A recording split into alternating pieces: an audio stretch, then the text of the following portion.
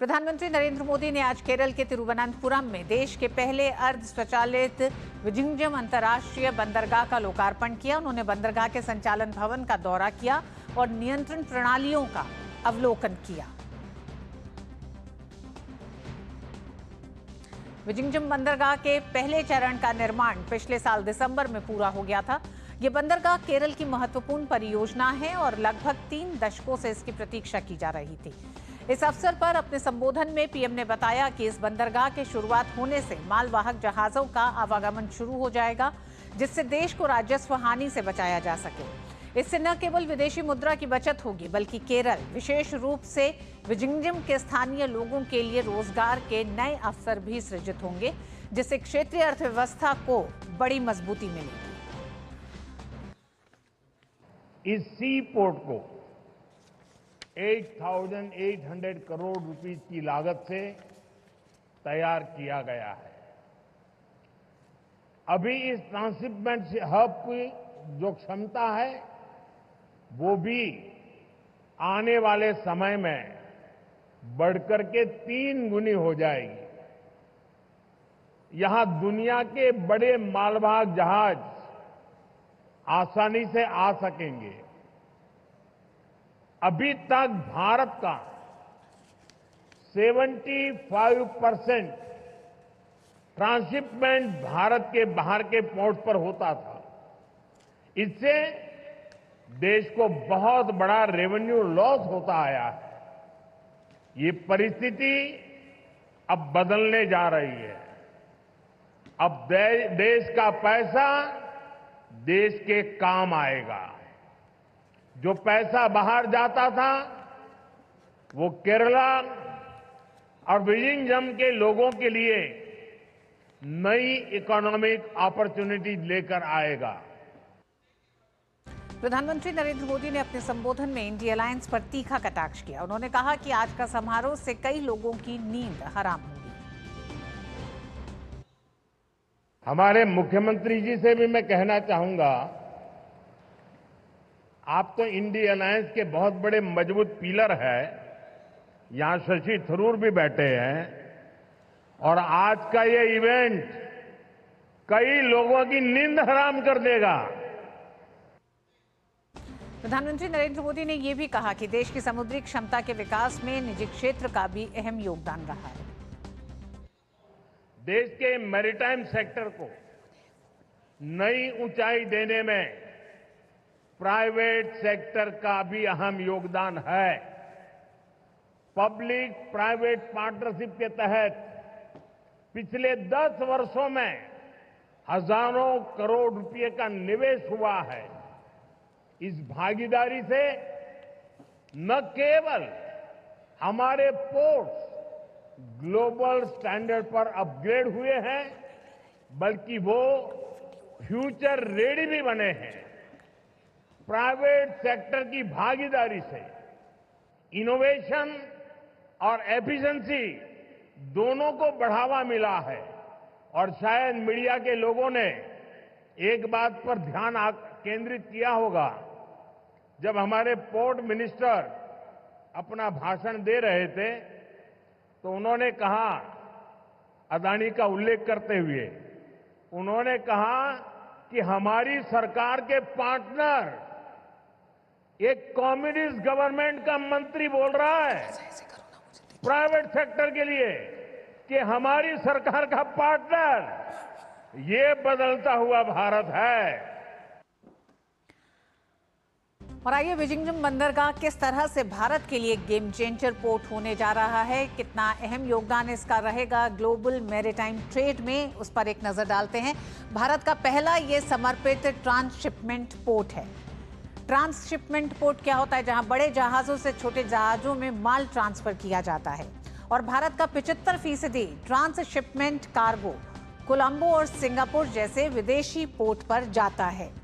तो यानी विजिंजम सी port international shipping मार्ग यानी कि सुएज कनाल 5 महत्वपूर्ण ग्लोबल ट्रेड के शिपिंग मार्ग हैं, उनमें से एक सुएज कनाल है और सुएज कनाल से केवल ये जो विजिंगम पोर्ट है ये 10 नॉटिकल मील यानी कि 19 किलोमीटर मात्र दूर है। तो इस लिहाज से बेहद अहम हो जाता है जब हम ग्लोबल मैरीटाइम ट्रेड की बात करते हैं। विजिंगम सी पोर्ट विदेशी निर्भरता को कम करने जा रहा है आने वाले समय में। साथ ही साथ व्यापार लागत में एक बड़ी कटौती होगी, न सिर्फ भारत के लिए बल्कि अन्य देशों के लिए भी, क्योंकि ये पोर्ट, अगर हम सुएज पोर्ट की बात करें तो सुएज पोर्ट के क्योंकि सबसे नजदीक है और सुएज पोर्ट जो इंटरनेशनल रूट है उसका इस्तेमाल यूरोप, मध्य पूर्व और सुदूर पूर्व के बीच व्यापार के लिए आइडियल माना जाता है। तो ऐसे में विजिंगम पोर्ट जो है वो कई रूप में इन तमाम रास्तों से जो होने वाला जो आवाजाही जो मैरीटाइम ट्रेड है उसमें एक बड़ी भूमिका निभाने जा रहा है। पोर्ट के पास नेचुरल 20 से 24 मीटर गहरा समुद्र है और इस पानी की जरूरत क्यों पड़ती है कि दुनिया के सबसे बड़े कंटेनर जहाजों को संभालना आसान होगा। ड्रेजिंग एक तरह से प्रक्रिया होती है, समुद्र की गहराई बढ़ाना होता है, इसकी जरूरत पड़ती है जब बड़े कंटेनर्स के जो जहाज होते हैं उन्हें वहां अपने माल को जब ट्रांसफर करना होता है तो समुद्र की गहराई बढ़ाने के लिए ड्रेजिंग की जरूरत होती है। इस पोर्ट पर इसकी कम जरूरत होगी, निर्माण और रखरखाव का खर्च सबसे ज्यादा कम होगा। इस कारण से केरल और भारत की अर्थव्यवस्था पर एक बड़ा असर देखने को मिलेगा आने वाले समय में। अब इस पोर्ट की शुरुआत से हजारों नौकरियों का सृजन होगा, साथ ही साथ व्यापार और क्षेत्र में निवेश भी बढ़ेगा। तो ये पोर्ट आने वाले समय में भारत के लिए किस तरह से बड़े बदलाव लेके आ रहा है, इस पर और विस्तार से बात करेंगे। हमारे साथ 2 मेहमान जुड़ रहे हैं। कॉमोडोर अनिल जय सिंह जी जुड़ रहे हैं, सेवानिवृत्त उपाध्यक्ष हैं इंडियन मैरीटाइम फाउंडेशन के। साथ ही हमारे साथ तिरुवनंतपुरम से हमारे साथी संवाददाता नीरज सिंह जुड़ रहे हैं। नीरज, सबसे पहले बेहद महत्वपूर्ण पोर्ट, स्ट्रैटेजिक लिहाज से भी बेहद महत्वपूर्ण है, साथ ही साथ जिस तरह से भारत अपने मैरीटाइम एक तरह से ट्रेड में एक बड़े बदलाव देखने जा रहा है अब इस पोर्ट की शुरुआत के साथ।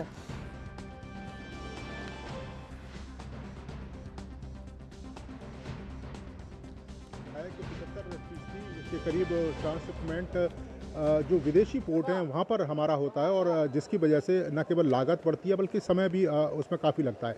आप देखें कि हमारे छोटे छोटे जहाज उन बड़े बंदरगाहों पर पहुँचते हैं और वहाँ से उस माल को फिर ट्रांसफ़र किया जाता है। ट्रांसफ़र करने के बाद फिर भारत के जो बंदरगाह हैं वहाँ पर पहुँचते हैं। इसमें काफ़ी जो समय है, टाइम टेकिंग काफ़ी इसमें लगती है और उसकी वजह से एक तो जो कीमत है उसमें भी इजाफा होता है। आप देखें कि देश के अंदर कई बार ऐसी ऋतु स्थिति होती है कि जहां किसी वस्तु की जो कीमत है अचानक से उछाल मार देती हैं और उस स्थिति में अगर उस वस्तु का आयात करना पड़े तो ये ट्रांसशिपमेंट के माध्यम से या कहें कि बड़े जहाज़ों के माध्यम से वो जल्दी हो सकता था। पहले आप कोलंबो में या सिंगापुर में या दुबई में अपने बड़े जहाज़ों को मंगाते थे, उसके बाद वहाँ से छोटे जहाज़ों के माध्यम से फिर वो इंडिया में पहुँचता था, तो उसमें काफ़ी समय लगता था। आप देखें कि अब हम थर्ड जो दुनिया के 3 बड़े देश हैं उसमें शामिल हो गए क्योंकि इतने बड़े बड़े जो शिप हैं वो अब यहाँ आसानी से आ सकते हैं। जैसा कि आपने भी बताया कि 18 से लेकर 24 मीटर तक की गहराई का समुद्र यहाँ पर मौजूद है। प्राकृतिक रूप से ये गहराई है और ड्रेजिंग की ज़रूरत है वो भी नहीं पड़ेगी, उसमें भी जो लागत है वो भी हमारी बचेगी। आप देखें कि समय बचेगा, लागत बचेगी और इसके साथ साथ दूसरी जो तमाम आधारभूत संरचनाएँ उनका विकास होगा। आप जब त्रिवेंद्रम की हम बात करते हैं, जब इस पोर्ट की शुरुआत हुई है, आप देखें कि आने वाले समय में तमाम तरह की इंडस्ट्री यहाँ लगेंगी। रोड कनेक्टिविटी यहाँ पर बेहतर की गई है। इसके अलावा रेल कनेक्टिविटी पर भी तेज़ी से जो काम है आने वाले समय में होगा। तो पूरा परिदृश्य है वो बदल कर रख देगा, न केवल केरल का बल्कि खास तौर से बड़े जो मालवाहक जहाज हैं जो भारत में विदेशों से आते हैं, खासतौर से एशिया की बात करें, यूरोप की बात करें, खाड़ी देशों की बात करें, तो एक बड़ा बदलाव आने वाले समय में देखने को मिलेगा। यही कारण है कि प्रधानमंत्री ने इस बात का जिक्र करते हुए कहा कि आज के समय में पब्लिक प्राइवेट पार्टनरशिप बहुत महत्वपूर्ण है और ख़ासतौर से आप देखें कि समुद्री क्षेत्र में जिस तरीके से इस बंदरगाह का निर्माण किया गया है वो आने वाले समय में भारत के लिए एक लंबी कह सकते हैं कि उड़ान होगी, खासतौर से समुद्री मालवाहक जो सामान है उसको मंगवाने के क्षेत्र में। ऋतु जी, नीरज आप हमारे साथ बने रहिएगा। हमारे साथ कॉमोडोर सिंह भी मौजूद हैं, उपाध्यक्ष इंडियन मैरीटाइम फाउंडेशन के। सर आपका स्वागत है। सबसे पहले तो सर यही जानना चाहेंगे, प्रधानमंत्री नरेंद्र मोदी ने कहा है इस विजिंगम पोर्ट के के साथ ही Bharat gateway to global maritime trade यानी कि जो वैश्विक समुद्री व्यापार है उसका प्रवेश द्वार भारत बनने जा रहा है, केरल बनने जा रहा है। किन किन लिहाज से आपको लगता है कि भारत न सिर्फ ब्लू इकोनॉमी की जब भारत बात करता है 21वीं सदी में आने वाले समय में अहम होने जा रहा है, ऐसे में भारत इस बदलते परिदृश्य में कितना अहम हो जाता है आज इसके साथ? कि आज जो ये विजन पोर्ट का जो उद्घाटन किया प्रधानमंत्री ने, ये हमारा जो विकसित भारत का रास्ता है, जो विजन प्राइम मिनिस्टर ने हमको दिखाया है विकसित भारत 2047 में, उस रास्ते पे ये एक बहुत महत्वपूर्ण कदम लिया है हमने आज। क्योंकि मैं चार पहलू आपको ब्रीफ में समझाऊंगा। पहली बात, भारत का जो व्यापार है 90% व्यापार हमारा समुद्री रास्ते से आता है और जाता है, और 80% हमारी एनर्जी की रिक्वायरमेंट, गैस और तेल, समुद्री रास्ते से आती है और जाती है।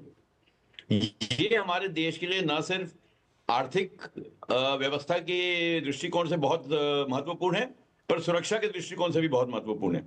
अब आप देखिए, अभी हम $5 ट्रिलियन की इकोनॉमी होने वाले हैं एक आध साल में।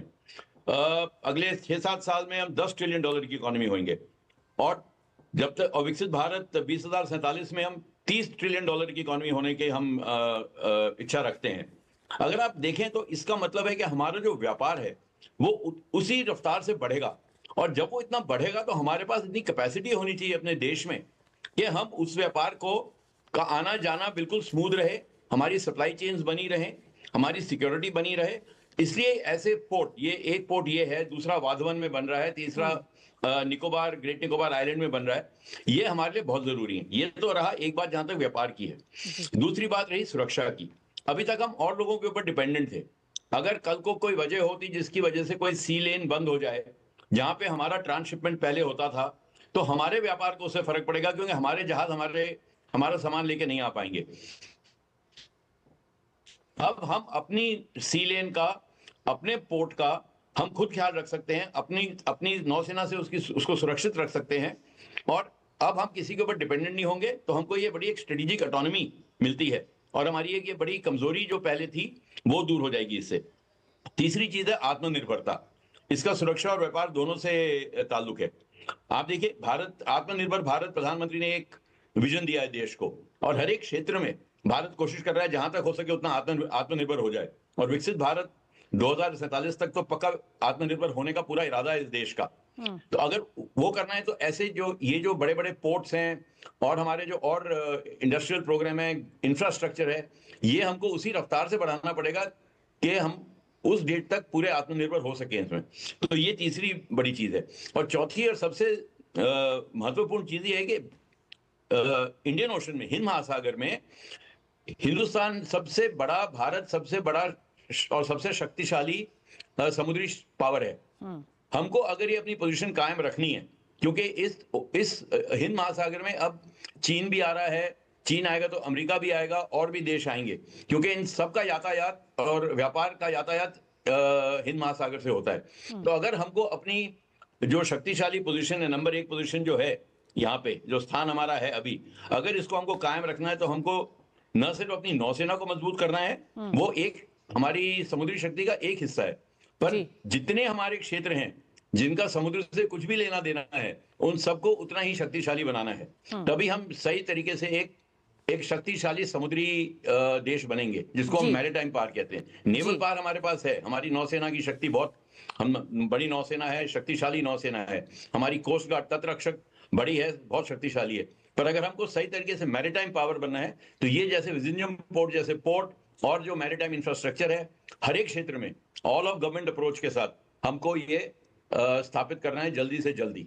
तो मेरे ख्याल से ये जो आज हुआ ये बहुत ही महत्वपूर्ण कदम है। ये बहुत दूर की सोची है।